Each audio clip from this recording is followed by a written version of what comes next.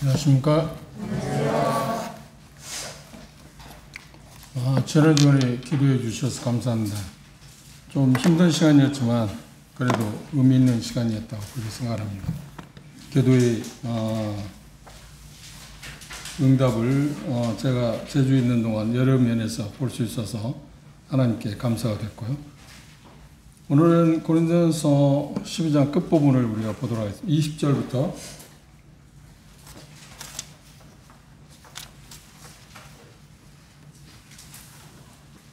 31절에 있는 말씀까지 앉아서 교도하겠습니다.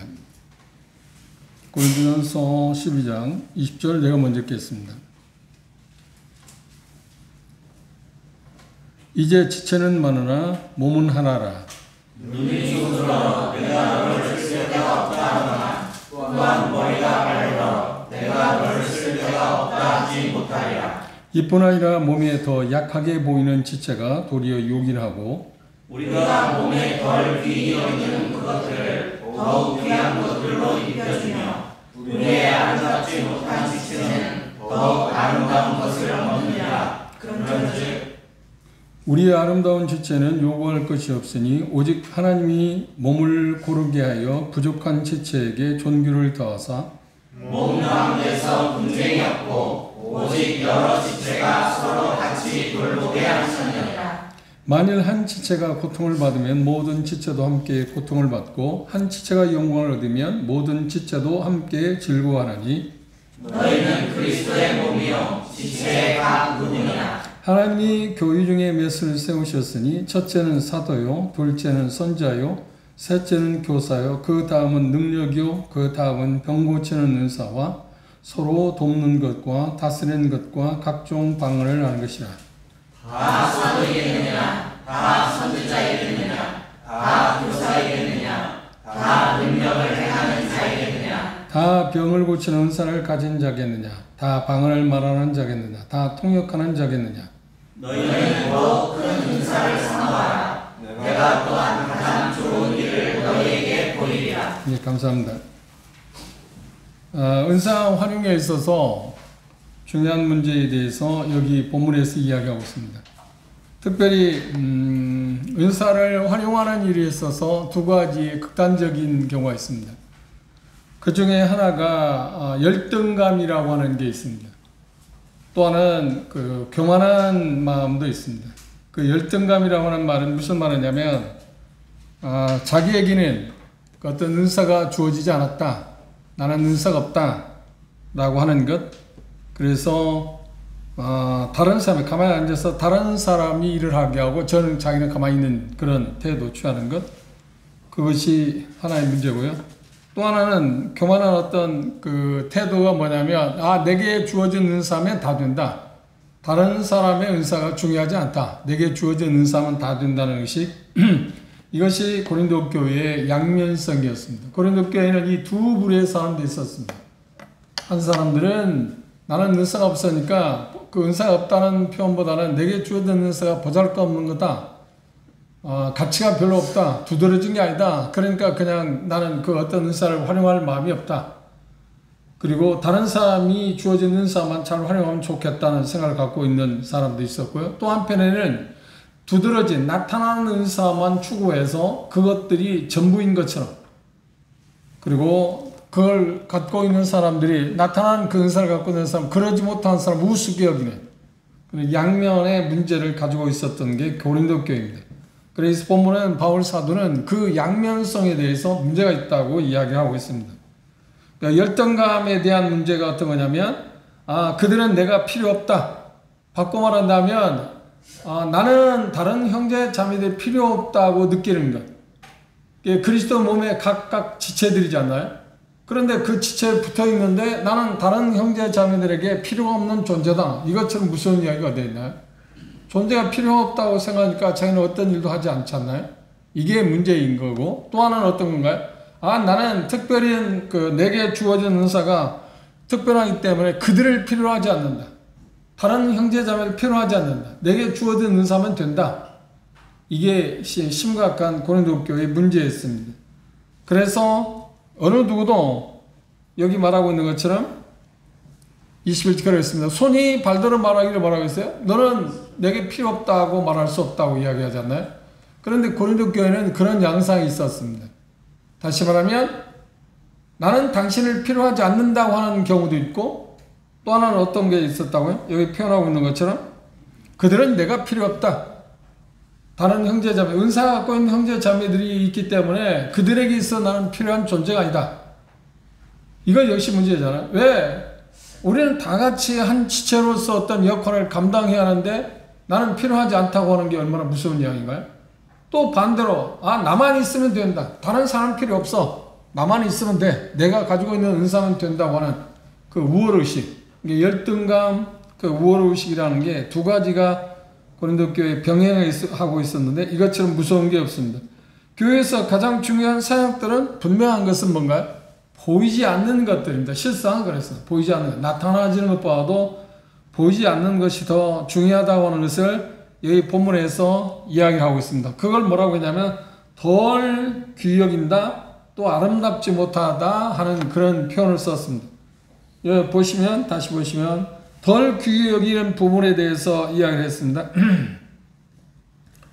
여기 표현 가운데 뭐라고 그랬냐면 그래서 22절을 보시면 이뿐 아니라 몸에 더 약하게 보이는 지체가 도리어 요긴하고 우리가 몸에 덜 귀히 여기는 그것들은 더 귀한 것들로 입혀준다. 덜 귀히 여기는 게 뭘까요? 덜 귀히 여긴다는 말은 쉽게 말하면 우리가 보일 때 그냥 옷을 입지 않은 상태의 어떤 육체 자체 그것들이 덜 귀히 여기지 않는 것처럼 생각하는 것들. 그리고 한편으로 생각합니다. 우리 극단적인 예입니다. 오른쪽 팔 하나가 없어도 살 수는 있지 않나? 그렇죠? 오른쪽 다리 하나 없어도 뭐 장애인, 지체 부자로 살 수는 있지 않나요? 그런데 덜 귀하게 생각하는 것처럼 기이하게 속에 드는 심장이 없다면 어떤가? 우리는 살 수 없잖아요. 폐 부분이 없다면 살 수 있나? 살 수 없어. 다리 하나 없고 팔이 하나 없어도 어쩌면 두 다리가 없어서 사는 사람도 있지 않나요? 그럼 폐가 없다면 어떤가? 간이 없다면 어떤가? 콩팥이 없다면 살 수 없지 않나요? 그런데 그 중요한 기능들은 어떤가요? 수없는 많은 것들로 해서 겹겹이 싸고 싸서 보호하고 있다. 그래서 하나님께서는 우리에게 인간적으로 볼 때 덜 귀하게 생각하는 은사를 받은 그 은사들에 대해서 하나님은 더 소중하게 생각한다. 겹겹이 보호한다고 하는 표현을 했습니다. 그런데 인간적인 관점에서는 뭔가 나타나는 것만 소중하지 않아요? 활동적인 것, 나타나는 것들만 대단한 걸로 생각하고 보이지 않는 것들은 사소하게 생각해요. 그런데 고린도 교회도 뿐만 아니라 지금까지도 교회사에 보면 지금 우리들에게도 그런 의식이 있잖아요. 나타나지는 은사를 받은 거, 여기 표현한데 사도랄지 선지자랄지 교사랄지 그들은 뭐 능력을 행하는 거, 귀신을 쫓는 거랄지 방언하는 거, 방언 통역하는 거, 신유 그런 것들에 대해서는 대단히 소중하게 큰 거로 생각하는데 여기 보면 뭐라고 하는가? 뭐 섬기는 것, 남을 돕는 것 그런 것들은 시원찮은 걸로 생각합니다. 이런 그 문제가 있다고 하는 것을 이야기했습니다. 그래서 바울 사람도 여기서 결론적으로 표현하는 게 뭔가? 우리는 다 필요한 사람이다. 그렇죠? 처음에 말한 것처럼 그들은 내가 필요 없다고 하는 의식도 잘못되었지만 당신은 내게 필요 없다고 하는 생각도 문제다. 우리는 다 같은 지체이기 때문에 다 필요하다. 그 의식을 갖게 될 때 우리는 서로 협력할 수밖에 없다. 그렇잖아요? 소중히 열 수밖에 없잖아요. 나타나지는 은사를 갖고 있든 그렇지 않든 모든 형제자매들에게 주님께서 가장 중요한 그 선물들을 주셨다고 그러잖아요. 그러니까 그것들을 각자 우리가 받아서 우리가 그것들을 은사를 활용하게 될 때 우리 중요한 건 뭐냐면 서로 필요한다. 서로 필요하다. 나도 당신 필요하고 또 당신에게 있어서 나도 당신에게 필요할 뿐만 아니라 또 나가서는 뭔가? 그렇죠. 여기 표현하고 있는 것처럼 내가 당신을 다른 형제가 필요하듯 또 다른 형제 자매도 어떻게 나를 필요하잖아요. 그러니까 우리는 서로가 어떻게 정말 필요한 존재들이라는 의식을 갖는 거예요. 그게 좋아요. 그게 하나님을 이루어가는 거예요. 그런데 고린도 교회는 당신은 필요 없어. 나는 방언의 은사가 있으니까 돕는 것 은사 그건 필요 없는 거예요. 좋은 게 아니야. 그건 없어도 돼. 그러다 보니까 반대로 돕는 은사를 할지 어떤 그 섬기는 은사를 갖고 있는 형제자매 생활할 때 저 형제들은 나를 필요하지 않는 것 같네? 그러면 그것을 활용하지 않잖아요. 그러면 몸은 어떤가요? 몸은 기능을 발휘할 수가 없지 않나요? 그래서 몸이 가야 할 그 방향을 잃게 된다고 하는 것을 이야기했습니다. 그래서 그런 상호 우리가 서로 필요한 존재다. 그것이 대단히 중요한 문제입니다. 그게 어떤 것을 받았던 간에, 그렇죠? 왜? 하나님께서 그 어떤 것을 주셨을 때 그 각각 형제 자매들에게 가장 소중한 것을 주셨다고 그러잖아요. 그러니까 그걸 소중하게, 나도 내가 받은 걸 소중하게 생각해야지만 다른 사람이 그걸 어떻게 생각하느냐 중요하지 않고, 내게 주신 것이 대단히 소중하다는 의식을 갖는 게 필요합니다. 그러니까 그럴 뿐만 아니라 상대방이 가진 것을 소중하게 여길 뿐만 아니라 또 자기 자신이 가진 것을 소중히 여기는 그 마음을 갖게 되면 상호 협력할 수밖에 없잖아요. 협력하지 않으면 기능을 마비되니까. 협력하지 않으면 제 기능을 발휘할 수 없기 때문에, 그래서 그렇게 살아갈 때 분쟁이 없다는 거예요. 그런데 고린도교에 분쟁이 있었던 이유가 뭔가요? 앞에서 이야기한 것처럼 이 두 가지 극단을 갖고 있었기 때문에. 저 형제 자매들은 나를 필요로 하지 않아요. 또 반대로 나는 그들을 필요 없어. 내가 가지고 있는 은사만 돼. 이런 그 양면성, 이게 우리에게서 정말 배척해야 하고 특별히 조심해야 할 문제입니다. 그런데 이 말씀 가운데 말해 매력적이지 않은 것, 드러나지 않은 것에 대해서 하나님은 더 오히려 관심을 갖고 있다. 그렇죠? 그런 부분들을 우리가 주목하는 게 대단히 중요합니다. 그래서 상호 협력하고 서로에 대해서 존중히 여길 뿐만 아니라 귀하게 여기고 격려하고 세워주는 것들, 이게 은사 활용에서 대단히 필요한 것입니다. 근데 우리도 종종 어떤 생각을 하냐면 그런 생각을 하잖아요. 고린도교뿐만 아니라 정형제 자매도 없어도 되잖아. 내게 주어진 일이 크니까 그거 하면 내가 그 어떤 주어진 말 내가 잘하면 다른 형제자매 그 협력하지 않아도 협조 안 하고 그냥 할 수 있잖아. 아니요, 그럴 수 있는 거야. 그건 정말 무서운 이야기예요.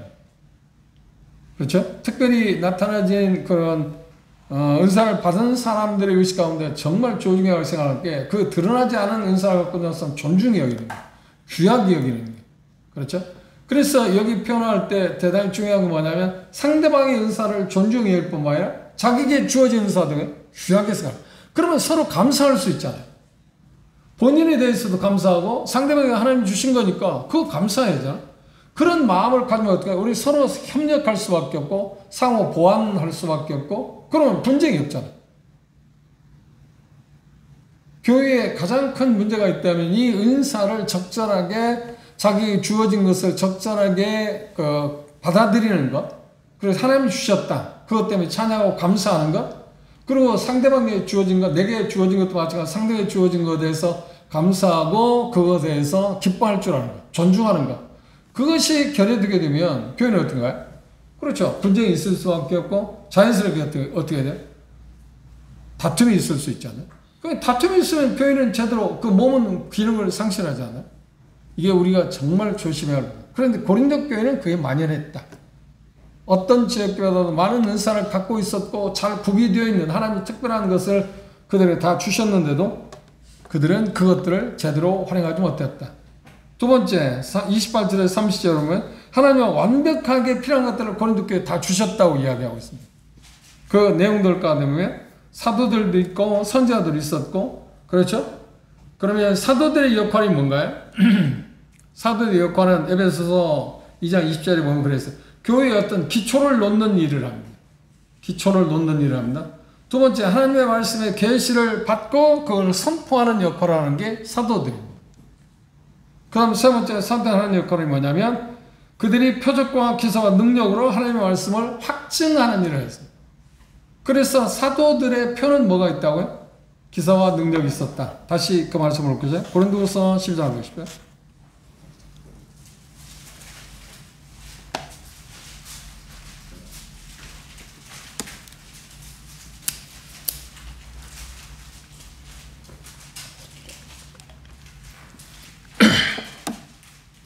고린도후서 12장 12절에 보면 사도의 표에 대해서 그렇게 이야기했습니다. 12절 함께 읽어볼까요? 시작. 사도의 표된 것은 내가 너희 가운데서 모든 청음과 표적과 기사와 능력을 하는 것이다. 사도들의 고난이, 사도들이 내가 사도가 되었다고 해서 그런 게 아니라 성령님께서, 주님께서 주권을 갖고 12명의 사도를 세우고 그 다음 이방인의 사도로 누구를 세웠나요? 바울 사도를 세웠습니다. 이게 사도의 특징이 뭐냐? 사도는 어떤 사람이냐 할 때 첫째, 예수 그리스도께서 계셨다, 살아계실 때 그분을 직접 부름을 받은 사람들입니다. 그렇죠? 그리고 두 번째가 뭐냐고 하면 부활하신 예수 그리스도를 만난 사람이야. 그들이 사도 그 자격이 그게 두 가지. 그럼 바울 사도 다메섹에서 예수 그리스도의 부활을 다시 봤지 않나요? 그렇죠? 그래서 그는 이방인의 사도라. 그러면 현대 와서 사도들이 있을까요? 있을 수가 없잖아요. 주님으로부터 부름을 받은 사람도 없고 부활하신 예수를 본 일도 없으니까. 그래서 사도들의 역할은 교회의 기초를 놓는 일을 하고 끝났습니다. 특히 사도들이 할 일이 뭐냐면 요한복음의 14장 16절에 보면 하나님의 말씀을 성령을 통해서 받고 그것들을 기록하는 것입니다. 성경을 완성하는 것입니다. 진리를 완성하는 것, 그것이 사도의 역할입니다. 그러니까 그 역할이 끝났으니까 사도의 직분은 어떤 거예요? 그렇지, 끝났습니다. 그래, 한시적이다. 영구적이지 않다. 은사들의 목록이 몇 가지였나 이거? 전체가 로마서에서는 몇 가지? 7개. 고린도전서는 9개. 7, 9, 52라고 그랬잖아요. 52. 그렇죠? 그 다음 에베소서에서는 5개. 베드로전서는 2개. 그래서 23개. 23개 표현은 그렇게 23개로 나왔지만 그걸 세분화시킬 수 있다고 그러잖아요. 교사 은사도 다양하다고 그랬잖아요. 전도자 은사도 다양하다고 그랬잖아요. 많은 그런 것들이 있는데 그래도 그냥 문맥에서 문자적으로는 23개로 나와 있습니다. 그렇죠? 그러면 고린도 교회는 9개 은사들이 나와 있습니다. 그 은사들 가운데서 사도들에 대해서 언급을 했는데 그건 일시적인 것이었다. 은사가 일시적인 은사하고 영구적인 은사가 있습니다. 일시적인 은사였다고 이야기다. 그 선지자들은 사도와 선지자들이 있었다고 하는데 선지자들 하는 역할은 뭔가요? 선지자는 특별히 사도들이 전한 말씀을 기준으로 해서 그 말씀을 갖고 검증을 받아야 했어요. 근데 사도들이 말한 메시지하고 다른 어떤 이야기를 한다고 하면 그런 선지자인가 아닌가? 선지자가 아니죠. 기준이 있습니다. 선지자가 하는 일은 뭔가? 물론 그분들도 선지자의 은사를 받은 분들도 하나님으로부터 말씀을 받아서 선포하는 일을 하지만 그러나 가장 중요한 것은 어떤 쪽에 통제를 받았냐면 사도들이 말한 메시지에서 통제를 받았습니다. 그걸 벗어날 수가 없었다고 하는 겁니다. 그게 두드러진 모습입니다. 그 다음 여기 표현 가운데 어떤 걸 주셨다고요? 교사의 은사를 주셨다고 그랬습니다. 첫째 사도요, 둘째는 선자요, 셋째는 교사다. 그렇죠? 그리고 그것을 이제 에베소서장에서는 5가지를 이야기했습니다. 사도, 선지자, 교사, 복음 전한 자, 그 다음 목자라고 그렇게 표기를 했습니다. 좀 그걸 또 세분화해 놓았습니다. 그래서 그런 부분들을 우리가 생각하고 여기 사도나 선지자는 어떤가요? 그들이 교회에 어떤 기초를 쌓는 일을 했기 때문에 그게 그러니까 신약 성경이 완성됨과 아울러서 어떤 게 아니라 그분들의 은사를 어떻게 했어요? 사라졌다. 그래서 일시적인 거다. 일시적인 거다. 그렇죠? 그 다음 고린도 교회의 가장 큰 문제가 어떤 거냐면 여기 보면 그 다음은 뭐라고 했나요? 교사 다음에 네 번째로 말하면 능력이요. 그 다음에 병 고치는 은사, 그 다음 서로 돕는 것, 다스리는 것, 각종 방언을 하는 것 그렇게 나와 있습니다. 그렇죠? 여기 표현 가운데. 그런데 여기 가운데서 나온 것들 능력, 그 다음 병 고치는 것, 그 다음 각종 방언을 하는 것 그것들은 그러니까 일시적인 은사입니다. 그건 일시적인 은사입니다. 앞에서 하는 것과 마찬가지로 사도나 선지자들의 은사와 마찬가지로 그것도 일시적인 은사였다. 그 은사가 일시적이었다는 게 뭐냐면 그 기록된 말씀이 정당성, 하나님으로부터 직접 그들이 보냄을 받았고 그들이 말한 메시지가 성령님에 의해서 하나님으로부터 주어졌다는 것으로 드러내는 표시가 뭐냐면 그런 능력들을 통해서 그걸 부여했다고 하는 이야기를 이야기하고 있습니다. 그 부분에 대해서는 우리가 14장에 가서 좀 더 방언이나 능력 그 부분에 대해서는 좀 더 생각을 해보기로 하고요. 사도와 선지자들의 목적은 무엇일까요? 그건 두말할 것 없이 교회가 바른 교리를 갖추게 하는 것입니다. 정확히 말하면 신약 성경을 완성시키는 것. 그 다음 전도자, 교사의 목자의 그 목적은 뭔가요? 효과적인 사역을 하도록 교회를 준비시키는 역할을 합니다. 그걸 에베소서를 한번 보실까요?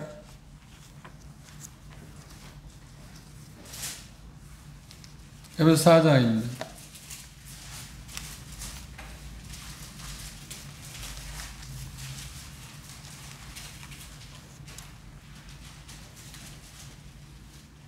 (11절) 이하의 말씀에 보면 그가 혹은 사도로 혹은 선지자로 혹은 복음 전하는 자로 혹은 목사와 교사로 세우셨으니 이는 그 목적이 뭐냐? 그래서 성도를 온전케 하고 봉사일을 하게 하고 그리스도의 몸을 세우려 하십니다. 잘 가르쳐서 이미 성경에 기록된, 지금 오늘 말하면 성경에 기록된 완성된 신약 성경, 성경에 이미 성령을 통해서 완성된 성경의 내용을 정확히 이해하고 그 내용이 어떤 것인가를 이해하고 그걸 정확히 가르쳐서 준비시키는 일, 하나님을 섬기는 일에 준비시키는 역할을 하는 게 뭐냐면 교사들이나 목자들, 전도자들이 하는 역할이다. 목적이 거기에 있다고 이야기했습니다.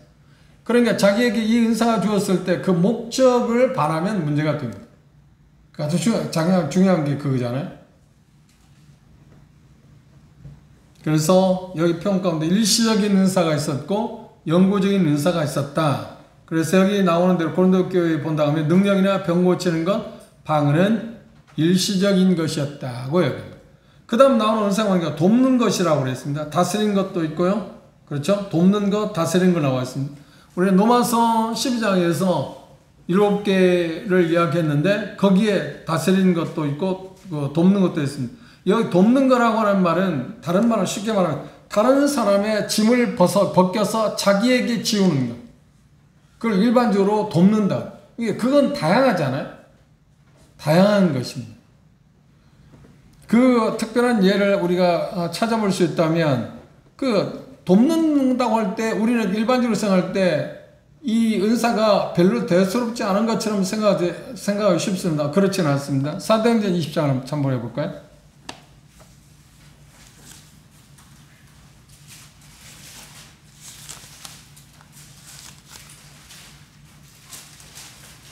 사도행전 20장 35절 보십시오.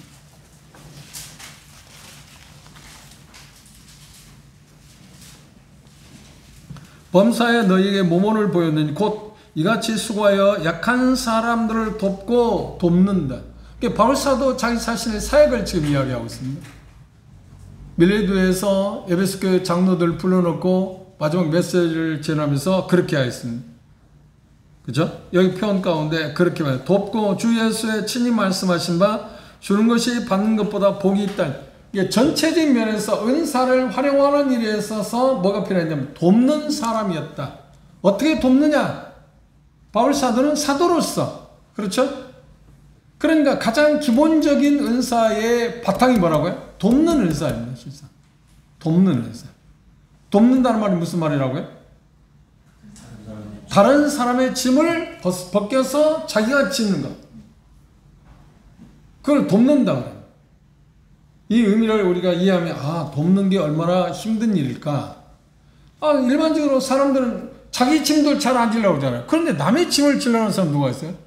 근데 교회는 그렇죠. 다른 형제 자매들의 다른 사람의 짐을 내가 맡아서 지는 것. 그래서 그걸 뭐라고 표현하냐면 받는 것보다 뭐라고요? 주는 자가 복이 있다는 말을 썼습니다. 돕는 것, 주는 것.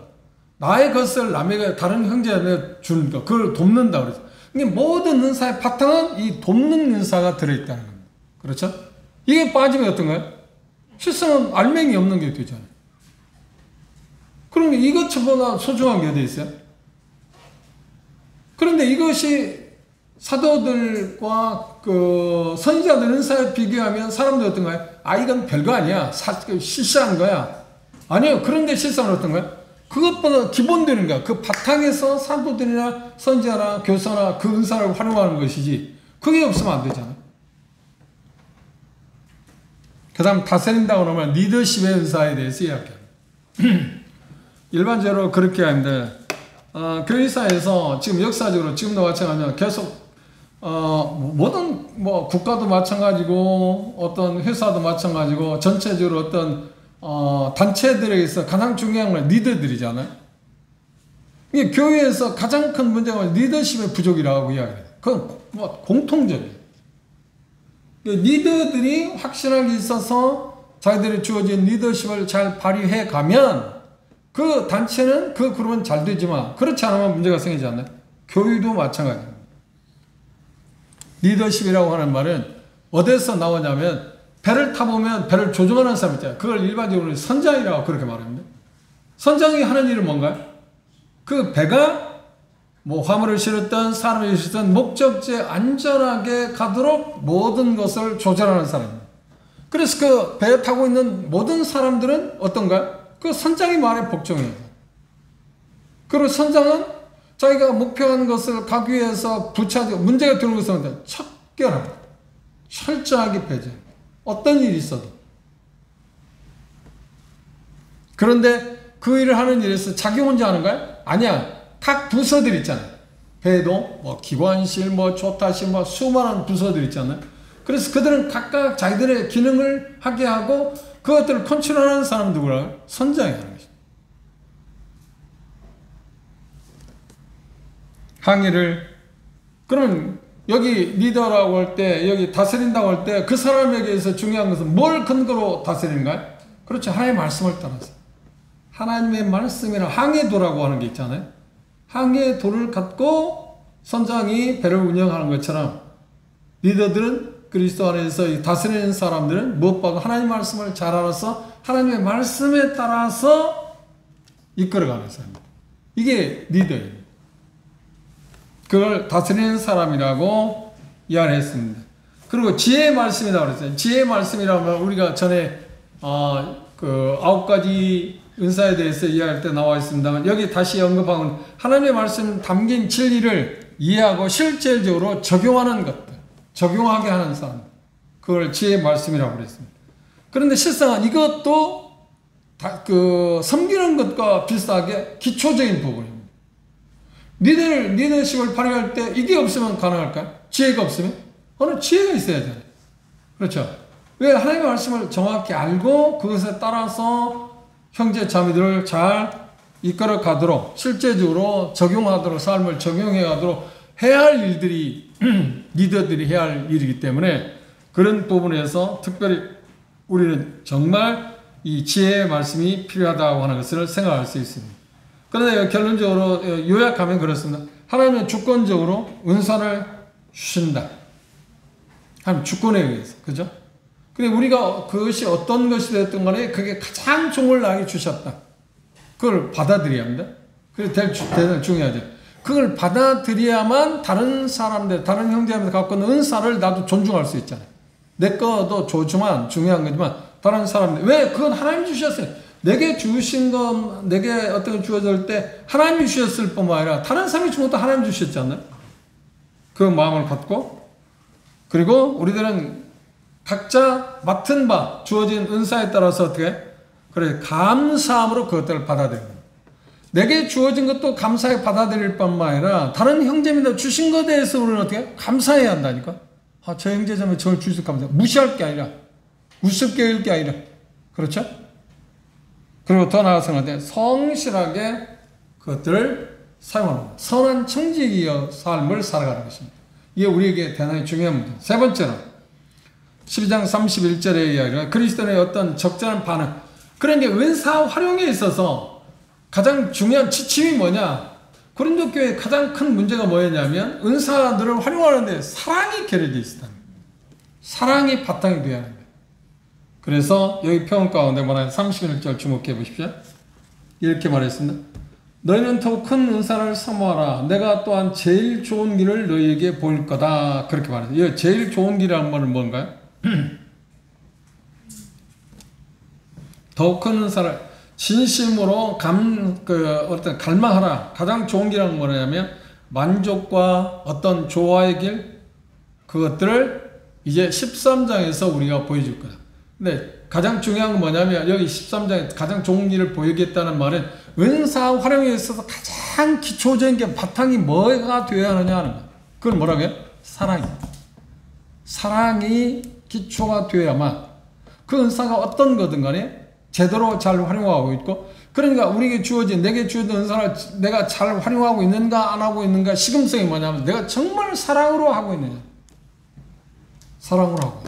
부정적인 것 8가지, 긍정적인 것 7가지 내용이 나와 있습니다. 우리가 다음 시간에 그런 부분들에 대해서 접근해 볼 것입니다만, 더 좋은 길을 이야기하겠다는 게 특별한 은사 가운데 사랑이라는 은사가 있다는 말이 아니고, 주어진 은사들을 활용하는 데서 가장 기본적인 게 뭐냐면 사랑이 있어야, 사랑으로 해야 한다. 그래서 어떤 것이 앞에 13장 첫 부분은 뭐 천사의 말을 한다 할지라도, 뭐 산을 옮기면 뭐가 있을까 할지라도, 사랑이 없으면 그게 의미가 있다 없다고 하는 말이 그런 의미거든요. 가장 기본적인 사랑. 사랑은 뭔가요? 그리고 희생하는 거예요. 나보다 남을 존중해 주는 거예요. 나보다 남을 더 귀하게 생각하는 거예요. 내가 가지고 있는 것도 소중하지만 다른 사람이 갖고 있는 것도 소중하게 생각하는 거예요. 그 자세를 우리가 취하는 것이 필요합니다. 그러면 사랑으로 적절하게 반응을 보일 수 있는 것은 어떤 거냐면, 하나님께서 은사를 적절하게 배분하셨다. 그건 하나님의 지혜니까. 하나님 지혜만큼 당연할 사람이 누가 있나요? 우리가 볼 때, 개인적으로 볼 때 아쉬움이 있을 수 있죠. 하나님 이걸 주었으면 좋을 텐데 왜 이걸 주셨나요?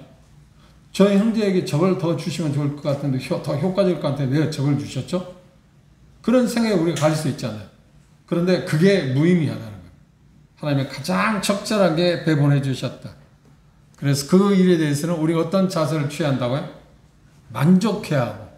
그렇죠. 나에게 주어진 것에 만족할 뿐만 아니라 다른 형제자매들이 주어진 것에 대해서 만족하는 것입니다. 그러면 구체적으로 교회에서 실질적으로 보면 어떤 부서들도 있잖아요. 책임을 맡았잖아요. 그 책임은 그 존중하는 태도에서 그가 잘할 수 있는 것을 알아서 배분하는 것도 필요하겠지만, 중요한 건 뭐냐, 그게 되어졌을 때 그 일들을 해갈 때 상대방이, 우리들이 서로가 어떤 생각을, 내가 그 A라는 것을 맡아 하고 있지 않지만 B나 C를 맡고 있을지 모르지만 A를 맡은 형제 자매도 어떤 생각을 가져야 하는가? 귀하게 생각합니다. 저 형제가 그 역할을 하지 못하면 내가 내 일을 아무리 잘한다고 할지라도 문제가 생기잖아요. 그렇죠? 제대로 기능을 발휘할 수 없잖아요. 그 마음을 가지면 존중할 수가 없겠어요. 정말 형제가 필요하다. 형제의 도움이 필요하다.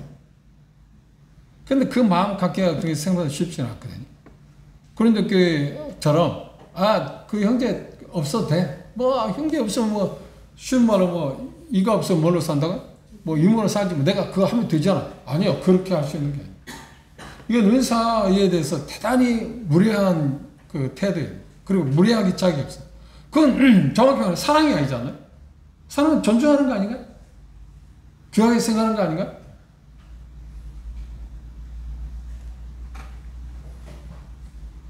그리고 개인에게 내게 주어진 것도 만족할 뿐만 아니라 다른 형제에게 주어진 것에 대해서 감사하고 환영할 뿐만 아니라 더 나아가서 어떻게 그에 대해서 그렇게 같이 그 일을 함께 해가도록 격려하고 세워가는 것입니다. 그래서 히브리서는 이렇게 이야기하고 있잖아요. 한번 보니까 10장에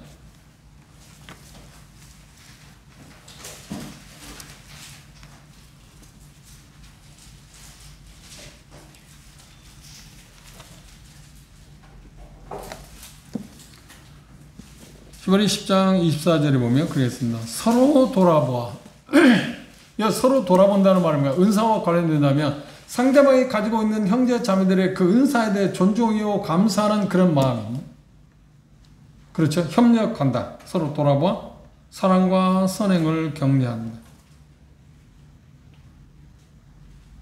은사 활용에 있어서 가장 중요한 게 뭐라고요? 사랑이다. 바탕이 사랑이다. 그것들을 우리 마음 가운데 다시 한번 되새기는 게 필요한 것입니다. 은사 가치, 그 다음에 중요성, 그리고 은사가 두드러진 거나 아니냐하고 상관없이 그 매력적이 보이냐, 매력적으로 보이지 않느냐 하는 것은 사람의 가치 기준에 따라서 하는 거지, 하나님 쪽에서 보면 다 매력적인 거다. 그리고 사람의 기준을 할 때 좀 덜 귀하게 생각하는 것처럼 보일 가치 없어 보이는 것일수록 하나님이 어떻게 한다고요? 겹겹이 더 보호해 주셨다. 그걸 더 효과적인 걸 할 수 있게 하신다. 우리의 생각은 좀 다르잖아요. 그 하나님의 마음을 우리가 읽는 게 대단히 필요한 것입니다. 그래서 우리가 조심스러운 것은 이 부분에서 12장 전체의 내용에서 조심스러운 게 뭐냐면 은사 가치가 어떤 것이 더 가치 있느냐 계산하지 말자. 사람들 이게 더 저게 좋은 건데? 아니야, 그렇지 않습니다. 다 좋은 것입니다. 왜? 하나님이 주셨으니까. 하나님이 주신 다 좋은 거라고 그랬잖아요. 그 다음 두 번째, 그것의 은사의 어떤 중요성, 뭐가 더 중요하냐? 그거 따지지 말잖아요. 다 중요하다는 겁니다.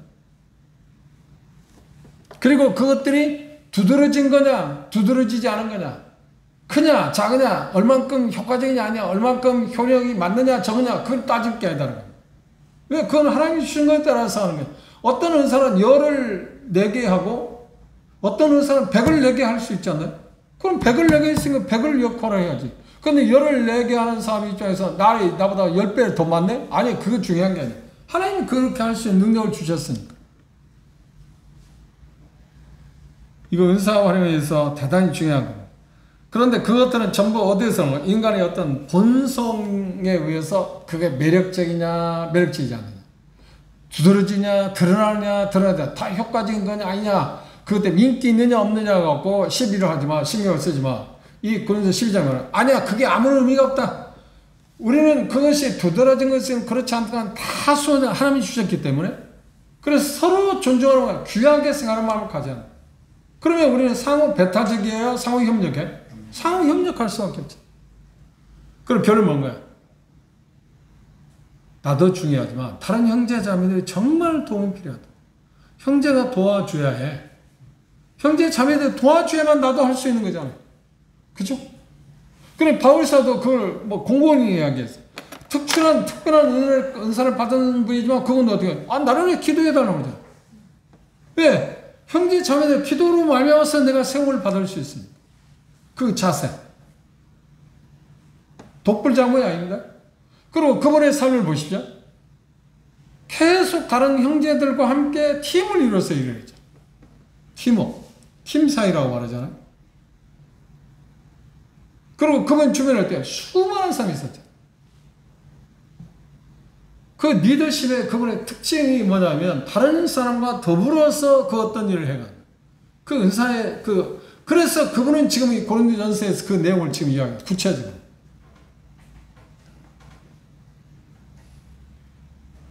그래서 다른 형제들이 힘들어할 때 자기가 힘들어하는 것처럼 생각하고 그리고 그걸 갖고 하나님 기도하고 그죠? 다른 형제들 아파할 때 자기 아픔으로 생각하고 다른 형제들 즐거워할 때 어떻게 하세요? 자기 기쁨처럼 즐거워. 여기 그런 표현도 하고 있잖아요. 다른 지체들이 귀하게 되면 어떻게 해요? 나도 귀한 거다 보이고 다른 형제 지체들이 어려움을 겪으면 나도 어려움을 겪는 거잖아요. 그 공동체라 하나님 몸이라는 의식 이 인식을 우리는 정말 하나님 앞에 도움을 요청합니다. 나는 정말 그리스도의 몸의 한 지체다.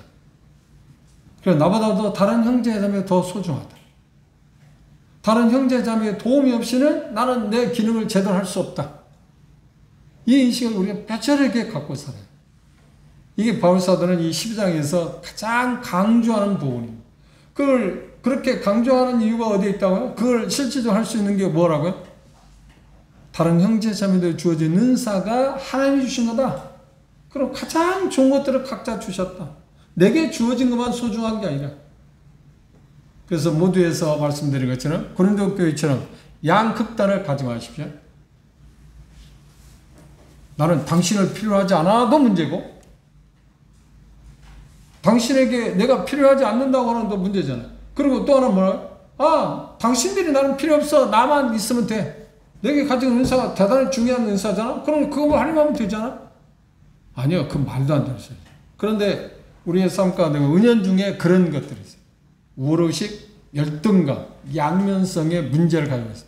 우리는 상호 협력하고 배타적인 태도를 취하는 게 아니라 필요한 사람이다. 이걸 절실히 생각합니다. 그리고 그러지 못할 때마다 하나님께 회개하고 그런 부분이 있을 때 형제자매들에게 죄송하다고.